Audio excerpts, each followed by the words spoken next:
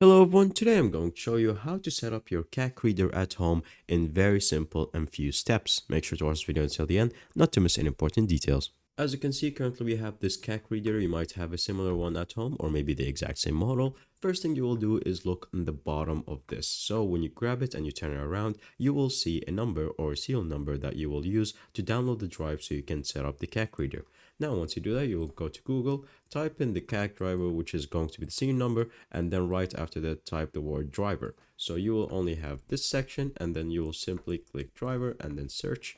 And from here, you will see some versions. Now, this can be version 2 and this can be the same version 1, sorry, the opposite.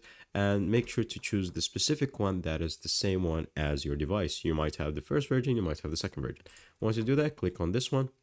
And after that, you will show you all the page and setup and all the drivers. And you will click the specific driver that you might want.